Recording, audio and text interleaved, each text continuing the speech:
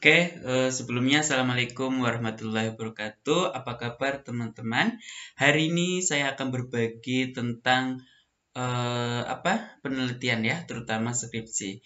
Tapi sebelum kita lanjut, silakan teman-teman bisa subscribe, like, komen, dan bagikan video ini kepada yang membutuhkan, agar video ini tentunya akan lebih bermanfaat. Teman-teman, skripsi ini sudah tidak asing lagi ya, terutama bagi mahasiswa tingkat akhir, karena ini adalah suatu momen persembahan kita kepada universitas, ke program studi untuk menuliskan sebuah karya kita, dan ini sebuah momen agar kita cepat lulus dari program studi yang telah kita tempuh. Nah, teman-teman, saya sering menjumpai di berbagai ujian skripsi, yaitu mengenai rumusan masalah, tujuan penelitian, hipotesis, dan kesimpulan yang berbeda. Sebenarnya teman-teman, untuk rumusan masalah, untuk tujuan, untuk hipotesis ya, dan kesimpulan ini harusnya adalah saling terkait. Baik itu dari sisi jumlah pertanyaan mungkin misalkan atau dari sisi kalimat. Jadi silakan teman-teman misalkan contohnya gini, saya akan meneliti dengan judul ya, misalkan judul yang ingin saya teliti adalah pengaruh religiusitas dan lingkungan sosial terhadap kepatuhan pajak. Nah, ini adalah judul yang akan saya teliti. Pengaruh religiusitas dan lingkungan sosial terhadap kepatuhan pajak. Bagaimana saya membuat suatu rumusan masalah dari judul yang telah saya buat? Jadi teman-teman, rumusan masalah, kalau kita lihat dari judul, ini akan ada dua rumusan masalah. Karena saya memiliki dua variabel independen, yaitu religiusitas dan lingkungan sosial. Sedangkan variabel dependen saya itu adalah kepatuhan pajak. Sehingga saya akan membuat rumusan masalah ini sebagai berikut. Yang pertama, apakah religiusitas ini berpengaruh terhadap kepatuhan pajak? Nah, yang perlu teman-teman ingat adalah ketika membuat rumusan masalah, jangan lupa tanda tanya. Karena kita membuat rumusan masalah berarti kita adalah menanyakannya. Jadi rumusan masalah yang saya buat, yang pertama adalah apakah religiusitas ini berpengaruh terhadap kepatuhan pajak? Yang kedua, apakah lingkungan sosial berpengaruh terhadap kepatuhan pajak.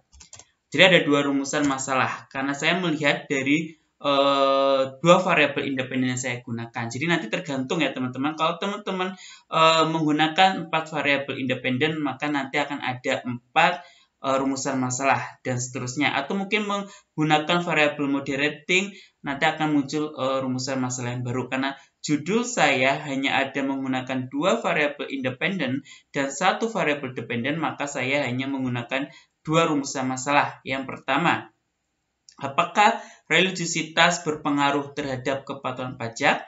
Yang kedua, apakah lingkungan sosial berpengaruh terhadap kepatuhan pajak? Ini rumusan masalahnya.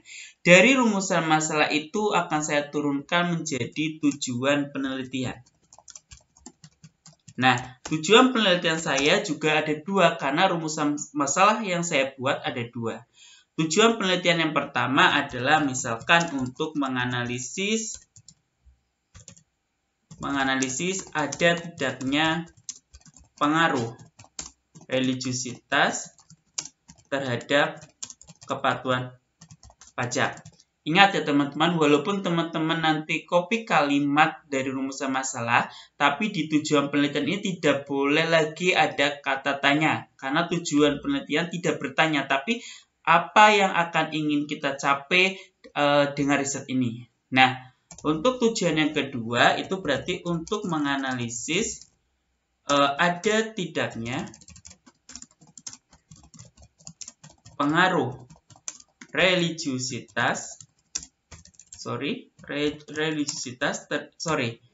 pengaruh lingkungan sosial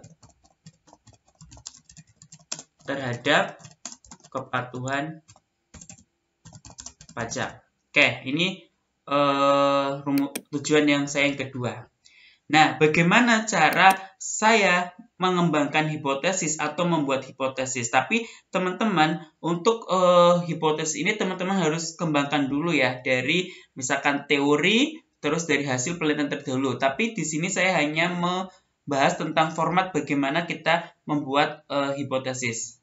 Tidak mengembangkan ya, tapi bagaimana kita membuat kalimat untuk hipotesis dari rumusan masalah yang ada.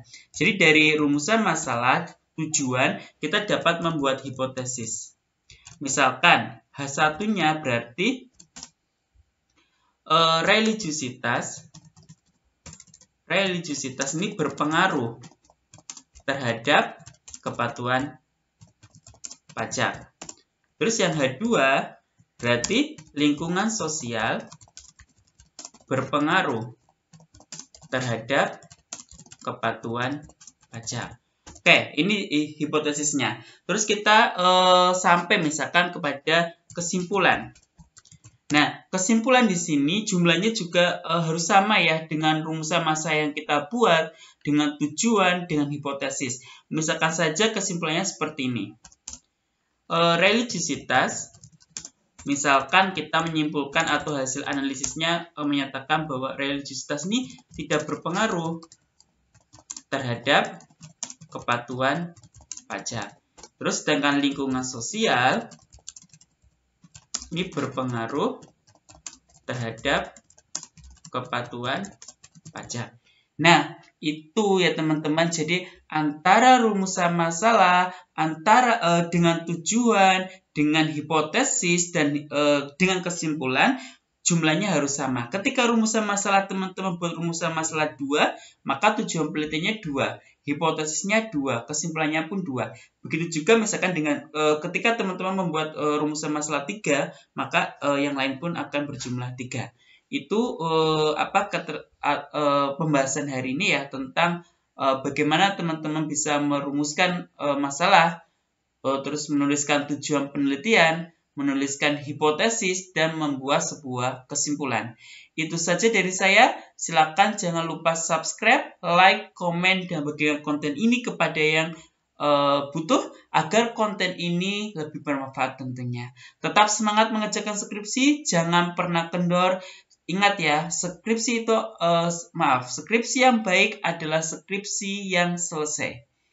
Dan teman-teman bisa menyelesaikan skripsi itu ketika punya ide dan dituliskan dalam Microsoft Word atau diketik. Jadi jangan sampai hanya ide di pikiran teman-teman saja tanpa mengetikkannya. Oke, itu saja dari saya. Kurang lebihnya mohon maaf. Sekian. Wassalamualaikum warahmatullahi wabarakatuh.